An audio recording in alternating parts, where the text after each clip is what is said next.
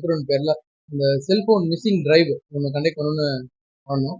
அதுல இன்னைக்கு கிட்டத்தட்ட ஒரு 127 செல்போன்ஸ் தொலைந்து போன செல்போன்ஸ் அதை நம்ம கண்டுபிடிச்சு கொடுத்துருக்கோம். அதோடைய மொத்த மதிப்பு பார்த்தீங்கன்னா 28,50,000 ரூபாய்.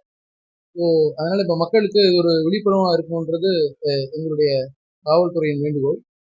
செல்போன் மிஸ்ஸிங் ஆயிடுச்சு அப்படின்னு சொன்னா அது இமீடியட்டா அருகாமையில் இருக்கக்கூடிய காவல் நிலையத்துக்கு அந்த போன் காணாம போயிடுச்சுன்ற பதிவை கொண்டாந்து பதிவு பண்ணலாம்.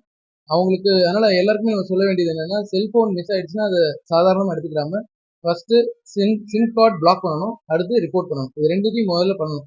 ஏன்னா இப்ப சிம் கார்டு மூலமா தான் எல்லா விதமான சைபர் கிரைம்ஸுக்கும் நடக்கிறது இருக்கு.